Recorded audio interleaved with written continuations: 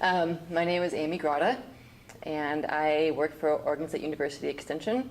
I'm a forestry and natural resources extension agent in Northwest Oregon. And I've been with Extension for 14 years now. Part of that was in Washington State, and I've been with OSU for about 9 years now. With you, or advice that's kind of formulated in your head to share. Yeah, I would say the thing that I learned early on is, and it wasn't something that someone told me, it was just something that I figured out, is that in Extension, you know, there's never any shortage of interesting projects to work on. I mean, everything, if you're passionate about your job and your field and about Extension, then it's all interesting. You want to do it all. And there's, you know, just because you can do something doesn't mean that you have to or that you should. And if you try to do it all, you just can't. You'll burn out. You'll take on too much. And so I think what I figured out at the beginning when I first started was that, you know, everything sounded like an interesting project. You know, I jumped right in, and people were interested in having an agent back, and you know, they wanted me to be involved in this project and that project, and I really enjoyed the landowners I was meeting, and I wanted to start new things. And I figured out that you have to pace yourself and not to take it all on at once. And sometimes you might have a great idea and something that seems like a really great project, but the best thing to do is just to put it on the shelf and let it sit for a while and let it percolate and wait a little while to let your ideas mature, and then down the road you might figure out, oh, that wasn't needed after all, or it matures into a better idea and it comes out better. So, you know, pace yourself, and again, just because you can do something doesn't mean that you should, and try to focus. Yeah, I think that one thing that I learned, and that actually I think makes this job so rich, is that, well, for example, woodland owners is really a plurality of audiences, that not all woodland owners have the same needs. So for example, in my area, we have families who have been managing their land for many, many years. They might have professional loggers in the family, and there's really not much that I can teach them on a technical level that they don't already know. But that doesn't mean they don't have needs.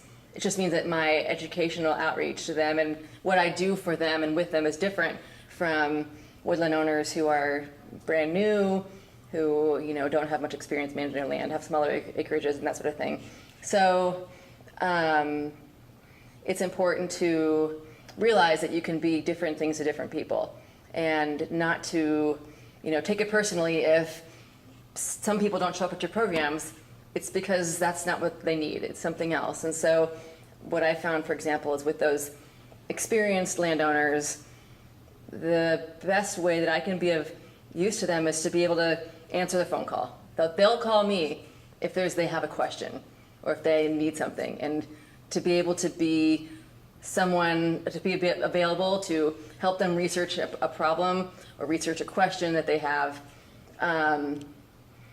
The newer landowners are the ones that are more likely to come to events, I think, and to programs. They're hungry for knowledge. And so, you know, thinking, and it's both and.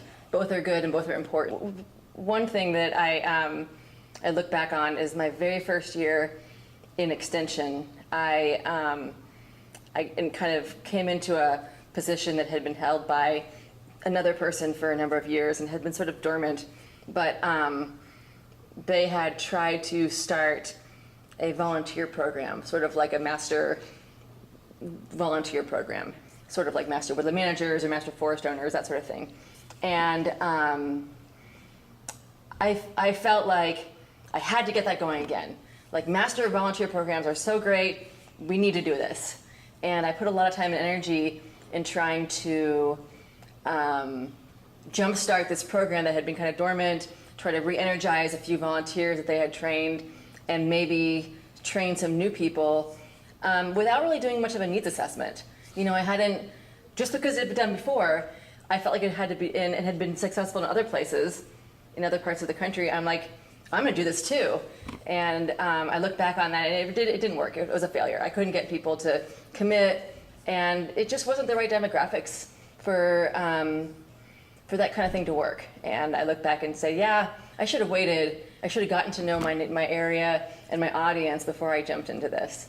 That's a very work-life balance is, I don't know if it's a myth. When I started my career in extension, I had a 2-year-old, and now I have a teenager and a middle schooler. So it's always been, family and work have always been two kind of competing demands on my time, and I have just learned to say no, and really prioritize those evenings and weekends that I give to my job for the most important things. If it's very easy, you could be busy every weeknight and every Saturday. Like I said, there's no shortage of interesting things to do, and you can let yourself go that route. I just didn't. I said no. I'm gonna, I will work on Saturdays, but I will only do it when it's an absolute necessity. When I'm the one teaching or that sort of thing, as opposed to just going to a event where I'm not a critical role. I would say that we're very fortunate within forestry and natural resources extension to have an organization like ANREP. I feel like I have gotten some of my best ideas for programming here at ANREP, and I have met people from across the country who I've ended up developing, working relationships with over decades.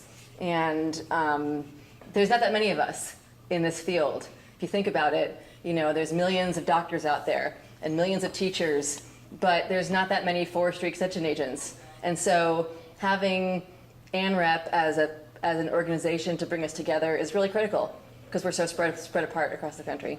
So get involved and get to know your colleagues across the country.